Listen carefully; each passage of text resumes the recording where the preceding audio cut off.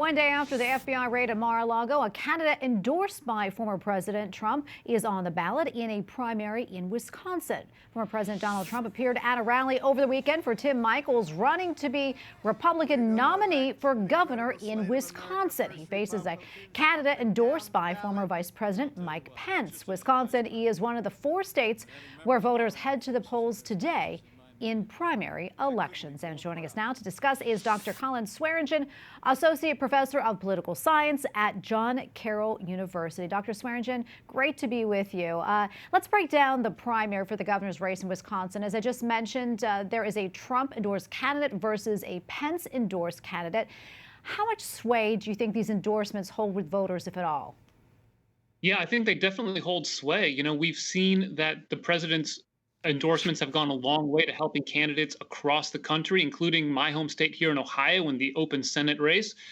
So his endorsement matters, but it's also true that I think former Vice President Pence's endorsement can matter, and former Lieutenant Governor Rebecca Kleefisch is endorsed by other people, such as former Governor Scott Walker there and Senator Ted Cruz. So there's an endorsement battle certainly at play here in Wisconsin.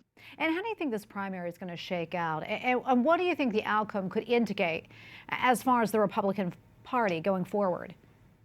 That's a great question. I think it's going to be close. The polling has been, back and forth over the last couple of weeks. So I'm not sure who's going to win, but expect results to be trickling in, and it could be a while for us before we know who wins. As for what it means for the Republican Party, any one race is hard to really draw some sort of conclusion on, but keep in mind that President Trump has been successful in having his candidates win a lot of races, including down in Arizona recently. He has struggled in some places like Georgia, but really it indicates so far throughout 2022, he still has considerable sway over the Republican primary. Something else I want to talk about, which is really topping headlines today. Former President Donald Trump's Mar-a-Lago estate, as you know, was raided as part of an FBI investigation. Your thoughts on this development as we are less than 100 days away from the midterms?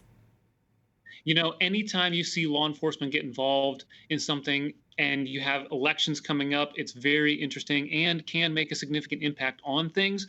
We remember, of course, back in 2016 when the Justice Department talked about Hillary Clinton's emails reopening that investigation close to the election. And so it is, I think, something we need to pay attention to as it relates to, how are things going in terms of the process? Are they doing it the right way? And let's hope that this is not just some political theater by the DOJ, although we know the response to it as it comes from the Trump team, Republicans in Congress, and Republican candidates, as well as Democrats, that certainly lends itself to some political theater in terms of interpreting the results and seeing what they think it means for their candidates. I want to switch gears here. As you know, the Inflation Reduction Act, it passed the Senate and is now in the House. Do you think there will be any holdups in the House? And if you don't mind, can you unpack this for us? What this legislation, what it really means for Americans? It's really interesting when we have big, massive legislation passed. One of the things we need to understand is that it doesn't affect our day-to-day lives overnight. Even if this goes through the House quickly, and it might, I think there could be some negotiations or some people that are less willing to get on board, even in the Democratic caucus. But once it's signed into law, it's not going to make a huge difference in our lives by the time we get to November or even by the end of this year. This is a bill that has a lot to do with electric vehicles and subsidies for that, subsidies for health care, a lot of other things designed to reduce the deficit, allowing the government to, for instance, negotiate with pharmaceutical companies for medications under Medicaid. So this is something that we can see maybe some benefits as we extend into 2023 and 2024, but it's not, I don't think, going to play a huge role coming up in November of 2022. Something else I want to talk about on a different note. Over the weekend, Representative Nancy Mace, she was on Meet the Press, and said the vast majority of people in her district in South Carolina, well, they really want a middle ground on abortion. That's what she said. Curious, where do you think the electorate is on the issue of abortion? And do you think conservatives should try to push pro-life measures maybe in smaller steps? Your thoughts?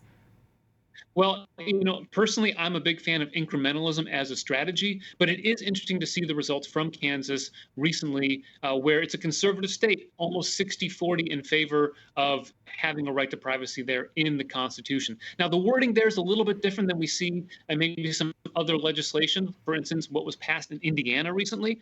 But I think by and large, the American public is supportive of some limited abortion rights, and that definitely is going to have an effect on legislatures and the type of legislation that you'll see from various states, whether they're conservative or liberal. I think one thing we need to keep in mind is that conservatives certainly had a huge win with the Dobbs case, but they need to figure out what exactly they want to pursue moving forward in each state. All right, we have probably about 30 seconds left or so, but really quickly, what else are you watching? What do you have your eye on? Tonight also we have a special election in Minnesota's first congressional district. Really interesting race where you have a state representative on the Republican side going up. He's a moderate Republican compared to his primary challenger. So that's a race in a Republican leaning district. But we'll see, actually, I think maybe if there's some repercussions from the Dobbs decision tonight, depending on how close that race is, or even if the Democrat could pull off the upset. All right, we're going to leave it right there. We will see how things shake out. Dr. Swearingen, thank you so much for your time and analysis. We really appreciate it. Not a problem. A pleasure being on with you.